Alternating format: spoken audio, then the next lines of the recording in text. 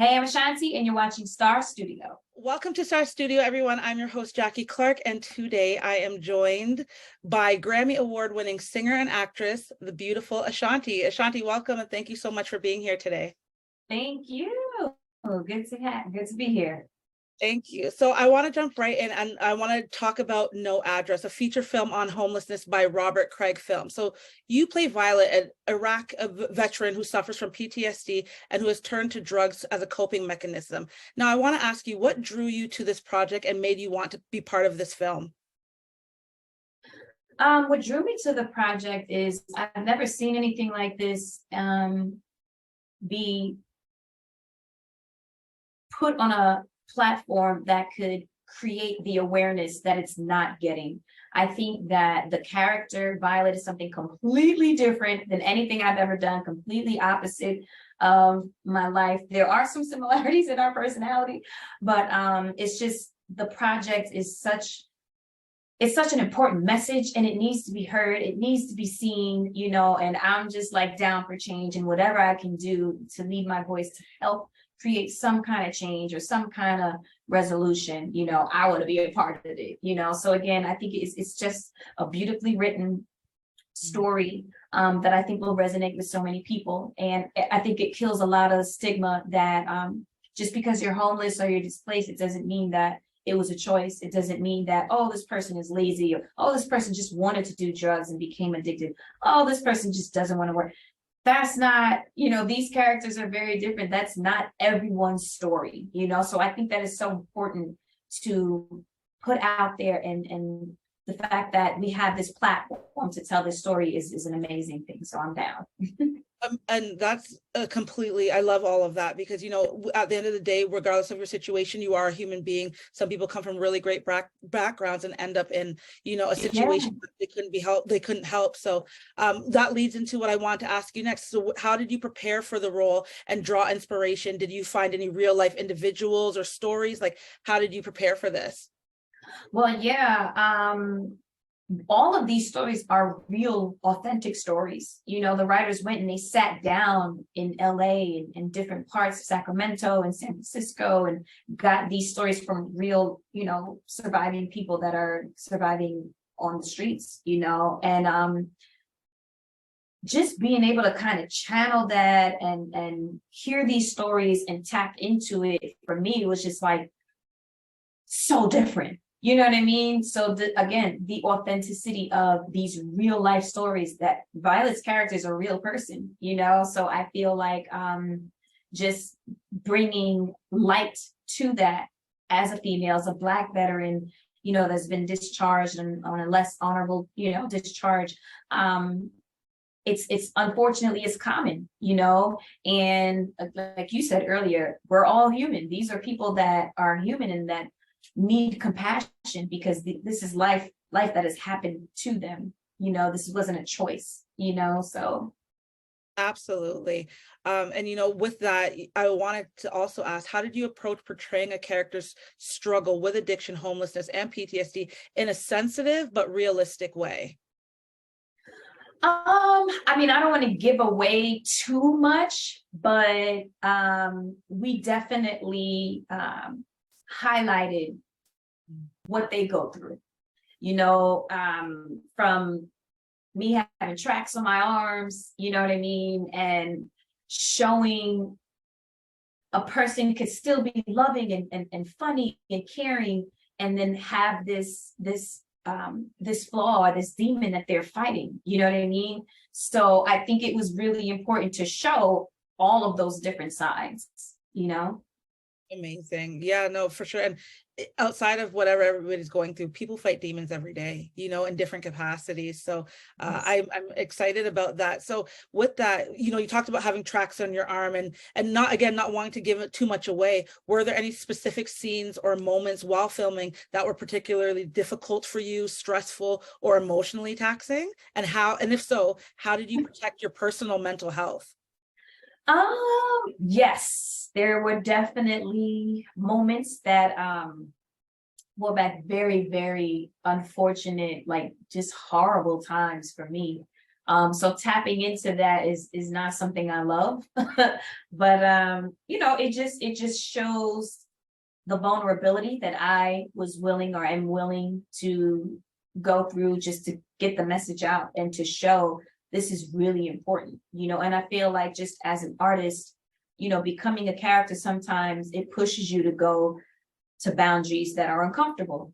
You know what I mean? And I feel like the message is worth that, you know. So there are definitely there are a couple of scenes that were not great for me mentally to visit, you know, but in the end, you know, it looked amazing. I mean, I'm glad it looked amazing, but again, like, how do you, as an actor, as, you know, a singer, as so many entities as you are, how do you protect your, like, Ashanti, the person, not the actress, the singer? How do you protect your core and not let these things bother you on a day-to-day? Like, you know, method acting is a real thing, and some people get real deep into that. Like, did any of this, if you're willing to share, did any of this come home with you at night where you really had to be like, I need a moment, you know?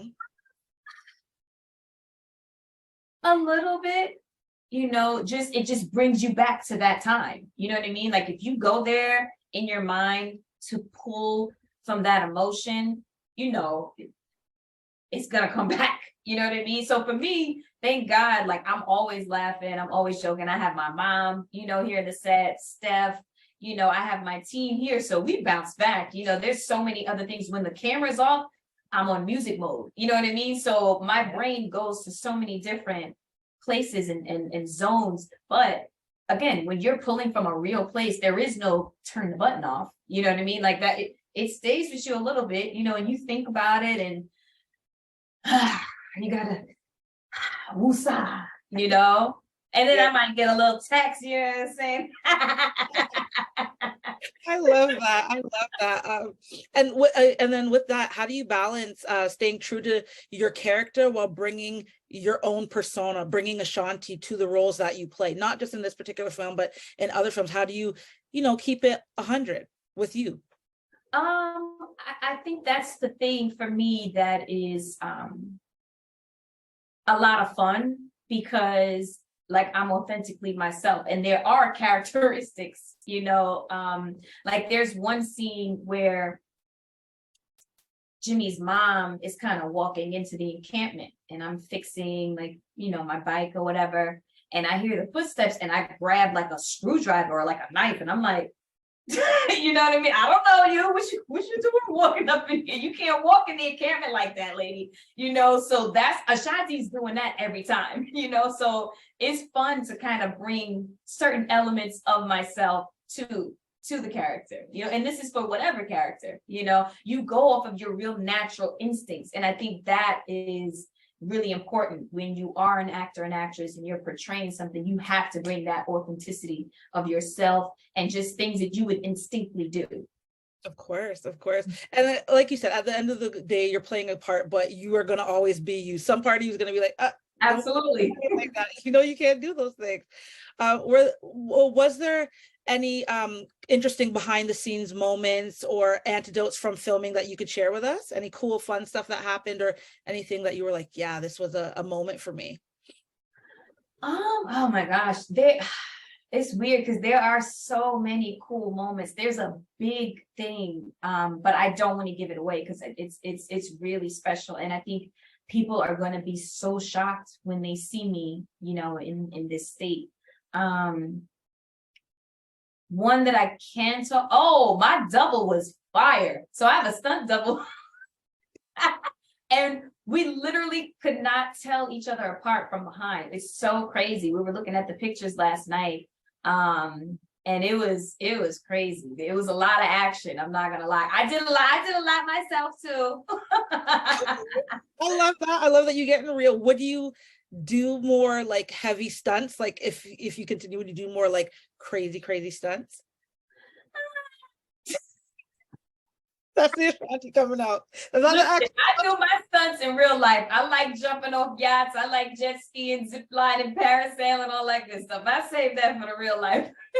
I see you be living your best life on Instagram. I ain't mad at it. Um, so, switching it up just a little bit, I wanted to ask, just for someone who may be looking into getting at acting, some people who obviously you have a lot of followers, they're obviously inspired by you. What advice would you give them in handling rejection in the audition process? Because, that's the thing. What advice would you give somebody who's struggling with handling rejection in, trying to land a dream role? I think if you look at it like if you mentally go into something saying, understand that you're going to get rejected so many more times than you get accepted, it's just part of the process. It's undeniable. It doesn't matter if you are the top paid actor on the planet of Earth or you're not, you're going to get rejected. It's just part of it. Sometimes you're too tall, or sometimes, whatever. It doesn't fit. It's not right. The cadence is not what we're looking for. It could be a gazillion things. Don't think that it's you and there's something wrong with you. It's just for that particular character and that particular film or whatever it is, TV show, whatever. This isn't what they're looking for this character. So I think mentally just understanding that being rejected is part of the process. It's just, that's it. You know what I mean? Like when you go down and you tie your shoe, you do the little bows, you can't tie your shoe without the little bows. You cannot get to where you're going without being rejected. So it's inevitable and it's just part of it. So don't take it like a personal thing. Don't take it like, oh my gosh, what's wrong with me? I'm not good enough. Just take it as, hey, this is part of the process. That's it. I love that. And what's the best advice you've received about acting? And if so, who gave you that advice, if you remember? I had an acting coach. It's so funny. I actually called him. I'm not sure if he's still around. He was older and he was blind. And I used to go and sit in his apartment. And I feel like because he was blind, all his other characteristics were so heightened. And him and his wife used to sit and we used to go over, scenes and stuff. His name was Peter Miner. And he was just so amazing. And he always told me, bring your heart to the character first. Be who you are and illuminate the character with just bits and pieces. Do what the director is asking you to do, you know what I mean, and what's on the paper, but you're responsible for like bringing that to life, so that's something that I've always just held. Just being authentic is the best thing that you could possibly do. I love that. I totally love that. Because again, you are bringing that character to life, like you said, so you have to, be you at all costs. And you talked about, listening to what the director said. So how did you work with the director and other actors or cast members to create a cohesive and impactful performance? Well, I love Julia. She's a female, so it's always great to have a female director.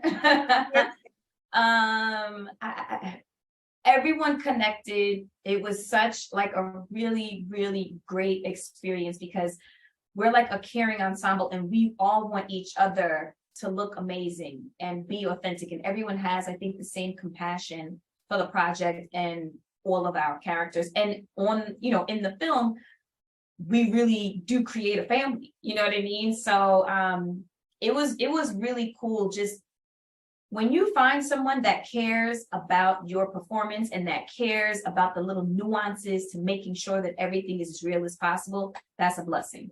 They want you to shine on screen, so Julia, she's been awesome, down to the breathing, just make sure, you know what I mean? like if you're running, at this point you're going to be tired because you've been running for a mile, you don't want to be like, you know what I mean? Like those things are important, so. I love that sense of care. And like you said, it's a family environment where everybody wants everybody to win. So what impact do you guys hope this film will make on its audience in regards to raising awareness for addiction, PTSD, health, and homelessness? I hope that this film creates enough awareness for us to find a resolution and a solution, because it's mind-boggling to me that there are certain people that are actual billionaires, like with more money than you could ever use. Now, look, I understand generational wealth and passing it down, passing it down, passing it down. That's my goal. But when there are millions of people that are just living on the street, going to garbage cans for food, not having water or clothes, like, it's hard for me to understand, how are we in that space? How is it possible for one person to have $2 billion and you have millions of people that have zero? You know what I mean? So we have to fix that. There's got to be something. The gap is too far. There's got to be something that we could do to help fix and facilitate that problem. We have to fix it, So if there is something, what I want is to, again, create the awareness and create the compassion, again, that these people, not everyone is just lazy and doesn't want to work. Not everyone just blows their opportunities. There are some people that unfortunately these things happen to, you know what I mean? And it's out of their control, So I think the compassion, the reality that this is going on, and how do we fix it? That's what I'd love to do. And you made a great point. Regardless if you're a billionaire, millionaire, everyday person, I think we all have to become humble and realize that at some point in time we could actually end up there too, right? Like this, that's a story. That happens in the story as well. It happens. You see a person and then gets knocked right down. So. Grace,